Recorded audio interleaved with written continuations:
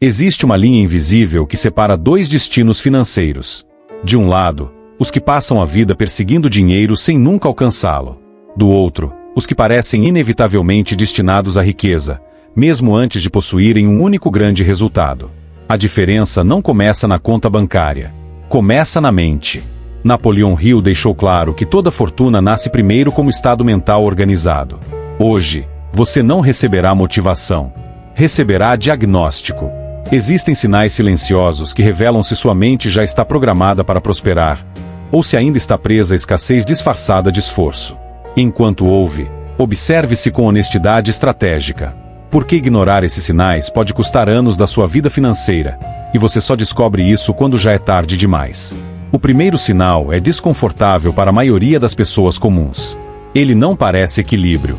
Não parece moderação. Parece obsessão. Mas há uma diferença brutal entre obsessão emocional e obsessão estratégica. A mente que está programada para enriquecer não pensa em dinheiro apenas quando falta. Ela pensa na construção da riqueza como prioridade dominante. O objetivo não é um desejo casual. É uma ideia fixa que reorganiza decisões, horários, conversas e prioridades. Napoleão Hill descreveu o desejo ardente como ponto de partida de toda riqueza. Não é vontade. É necessidade autoimposta.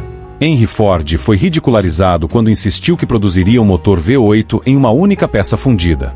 Engenheiros o consideraram impossível. Ele manteve a ordem. Continuem tentando. Meses depois, encontraram a solução. O que separou Ford dos outros não foi talento superior. Foi incapacidade psicológica de recuar. Observe-se com frieza. Sua meta financeira ocupa sua mente com intensidade constante? Você reorganiza sua rotina por causa dela? Ou ela aparece apenas quando surge frustração? A diferença é brutal. A mente programada repete internamente: é apenas questão de tempo. A mente comum pergunta: será que isso é possível? Aqui está o ponto estratégico. Quando o desejo se torna dominante, o subconsciente começa a trabalhar fora do seu controle consciente. Ele filtra oportunidades, ajusta a percepção e direciona a energia. Quem não possui essa obsessão organizada acaba diluindo foco em distrações aceitáveis. Se você percebe que tem pensado na sua meta mesmo sem perceber, que ela incomoda, que ela pressiona, isso não é desequilíbrio, é programação. E se essa reflexão já fez sentido para você, registre isso nos comentários com uma única palavra: foco. Quero saber quantos aqui reconhecem esse primeiro sinal em si mesmos, porque quem se identifica começa a assumir responsabilidade. A riqueza começa quando o desejo deixa de ser opção e se torna ordem interna. O segundo sinal é silencioso, mas decisivo: impermeabilidade à opinião alheia. A mente programada para enriquecer desenvolve algo raro: autonomia psicológica. Isso não significa arrogância. Significa convicção interna inegociável. Napoleão Hill observou que a dúvida é contagiosa. Ela se espalha através de comentários aparentemente inocentes. Isso é arriscado. Se fosse tão fácil, todo mundo faria. Tenha mais cautela. A maioria não percebe quando começa a ajustar o próprio sonho para caber no conforto coletivo. Grandes realizadores foram desacreditados antes de serem respeitados. Thomas Edison falhou milhares de vezes antes de aperfeiçoar a lâmpada elétrica. O que teria acontecido se tivesse aceitado a narrativa externa de fracasso? A diferença não foi inteligência superior. Foi convicção superior. A pobreza mental nasce quando você terceiriza sua decisão para aprovação social. Quando sua segurança depende de aplauso.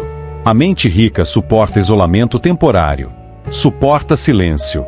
Suporta crítica. Porque sua validação não vem da multidão, vem de um acordo interno inquebrável. Observe-se novamente. Quando alguém questiona sua meta financeira, você recalcula ou reforça? Você ajusta sua ambição para parecer mais aceitável ou mantém a visão intacta? Esse ponto separa profissionais medianos de construtores de impérios. Quem cede à dúvida externa vive preso a movimentos pequenos e seguros. Quem sustenta a convicção estratégica cria espaço para resultados grandes e inevitáveis. A questão não é se as pessoas duvidarão de você. Elas sempre duvidam. A questão é se essa dúvida encontra brecha na sua mente. O terceiro sinal não é visível externamente. Ele acontece em silêncio.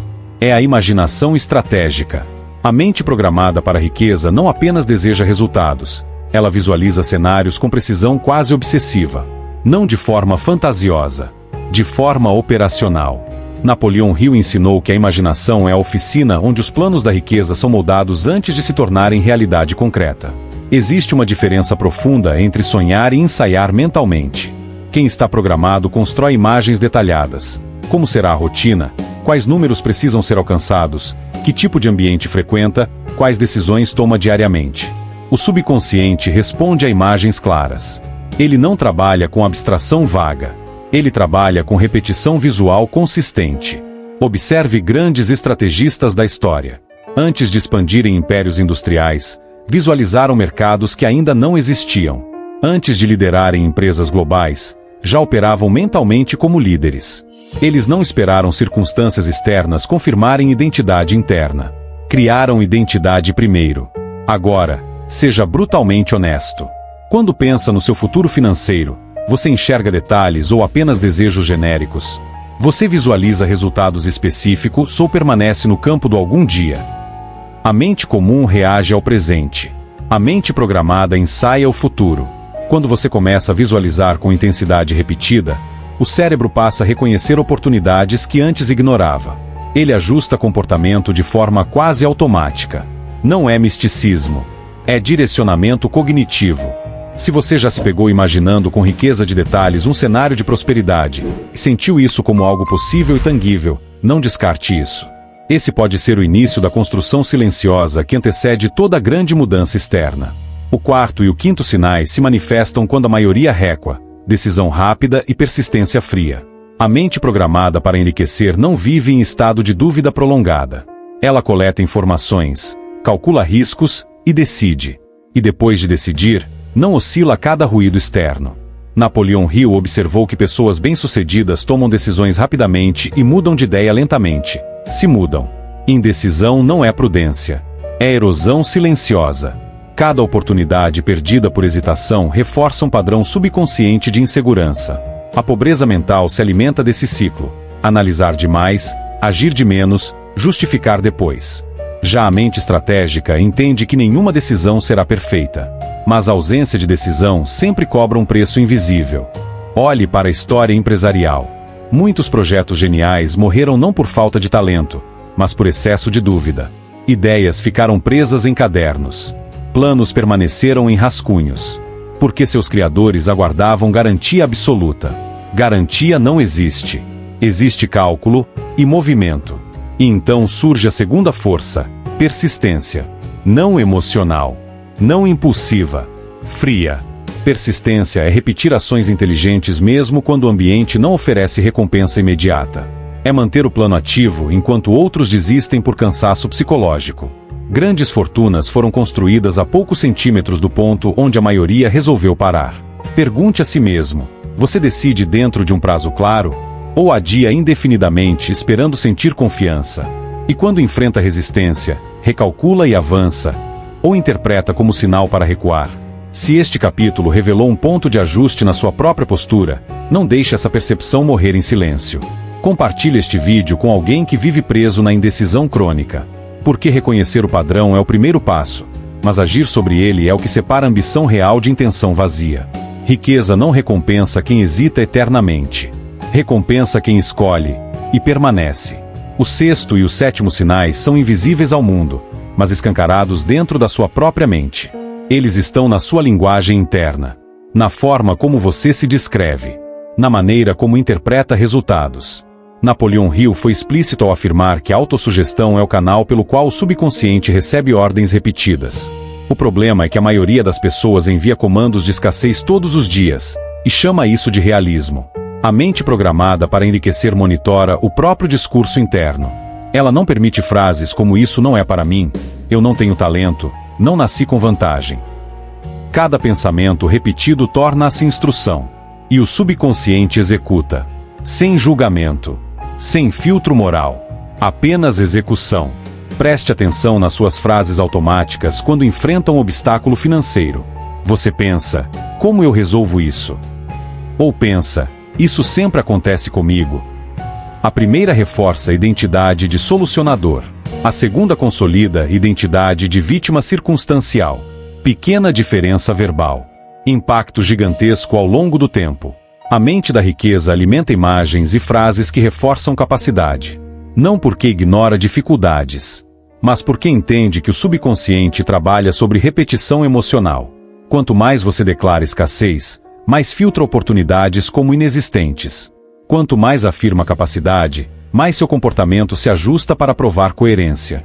Observe pessoas que permanecem estagnadas por anos.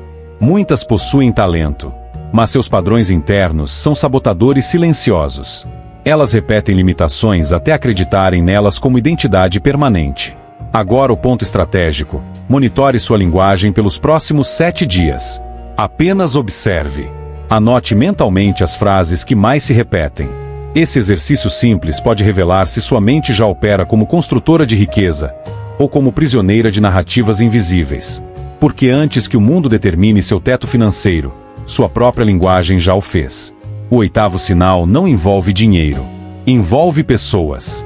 A mente programada para a riqueza sente desconforto em ambientes mentais limitados. Ela busca, quase instintivamente, outras mentes orientadas ao crescimento. Napoleão Hill chamou isso de princípio da mente mestra, a coordenação harmoniosa entre 2 ou mais pessoas com objetivo definido. Observe um padrão silencioso. Indivíduos que acumulam riqueza raramente operam isolados. Eles constroem alianças estratégicas. Participam de conversas desafiadoras. Se expõem a ambientes onde sua mediocridade não é tolerada. Não por vaidade, por estratégia. O ambiente molda a ambição. A mente comum busca conforto, aprovação, familiaridade. A mente programada busca expansão. Se suas conversas giram constantemente em torno de reclamações, escassez, medo de risco, sua estrutura mental começa a se ajustar ao padrão coletivo. E isso acontece de forma sutil. Agora, pergunte-se com frieza: as pessoas ao seu redor reforçam sua ambição ou relativizam? Seu círculo desafia seus planos ou tenta reduzi-los ao tamanho da segurança emocional? Grandes construções financeiras surgiram de alianças poderosas. O oposto também é verdadeiro. Talentos promissores foram neutralizados por ambientes medíocres. Se este ponto trouxe à mente o nome de alguém que precisa ouvir essa verdade, compartilhe este vídeo com essa pessoa. Crescimento estratégico raramente acontece sozinho. E talvez hoje seja o momento de elevar o padrão mental ao seu redor. Riqueza é individual na execução, mas coletiva na aceleração. O 9º e o 10º sinais aparecem quando o ambiente se torna instável. Crises revelam programação mental real. A mente que está preparada para enriquecer reage diferente ao caos. Enquanto muitos entram em pânico, ela desacelera, analisa, ajusta a estratégia. O medo pode surgir, mas não assume o controle. Napoleão Hill ensinou que o medo é uma das maiores forças que bloqueiam o fluxo da riqueza. Não pelo evento em si, mas pela reação interna que ele provoca. Durante colapsos econômicos, alguns perderam tudo. Outros construíram impérios. A diferença não foi sorte. Foi resposta emocional. Pessoas programadas para prosperar entendem que crise gera oportunidade proporcional. Elas treinam o pensamento para procurar abertura onde a maioria vê ameaça. Observe suas últimas reações diante de instabilidade financeira. Sua primeira resposta foi retração imediata ou cálculo estratégico? Você fecha possibilidades por autopreservação ou observa movimento antes de agir? Controle emocional não é ausência de sentimento. É governo interno. Quem não governa a própria reação acaba governado pelo medo coletivo. E decisões tomadas sob pânico raramente produzem expansão. A mente rica desenvolve desprezo estratégico pelo medo. Não o ignora, mas se recusa a obedecê-lo. Porque entende que cada ciclo econômico testa convicção. E aqueles que permanecem lúcidos enquanto outros estão desorganizados ganham vantagem estrutural. Se você percebe que, mesmo diante da pressão, tende a buscar solução em vez de culpa, isso não é acaso. É sinal de preparação interna. E preparação precede prosperidade. Ignorar esses sinais não gera apenas atraso. Gera condenação silenciosa. Quem despreza o desejo ardente termina vivendo metas emprestadas. Quem permite que a opinião alheia governe sua fé termina executando sonhos que não são seus. Quem não domina a autossugestão reforça limites invisíveis até transformá-los em teto financeiro permanente. E quem reage ao medo como líder interno da própria mente, inevitavelmente constrói uma vida de contenção não de expansão. A lei é indiferente à sua intenção. Ela responde apenas ao padrão mental repetido. Quem a usa de forma errada constrói escassez com a mesma disciplina que poderia construir riqueza. O destino não é sorte. É coerência psicológica prolongada. Agora, se realmente compreendeste o poder desta lei, responde-me isto. Poucos veem além das aparências. Serás um deles. Existe algo que todos desejam, mas quase ninguém controla. Ele molda a identidade, define oportunidades e decide quem acumula poder financeiro ao longo dos anos. Alguns acreditam que ele está fora deles. Outros juram que depende de circunstâncias ou do sistema. Mas a verdade é mais silenciosa e mais implacável. Escuta a charada. Ele não pode ser comprado. Não pode ser herdado. Quando disciplinado, multiplica riqueza. Quando ignorado, multiplica fracasso. A maioria pensa que ele é tempo. Outros acreditam que é dinheiro. Mas nenhum dos dois, isoladamente, decide destino. Ele começa invisível, torna-se hábito e termina como realidade concreta. Diz-me, o que é? Se compreendeste os sinais deste vídeo, a resposta já está evidente. Porque todo império nasce ali. Toda escassez também. A lei sempre começa antes do resultado. Começa no padrão dominante da mente. Agora escreva sua resposta nos comentários, e veremos quem realmente entendeu que prosperidade é consequência de programação interna, não de circunstância externa. Poucos ousam responder, e menos ainda acertam. Serás um deles.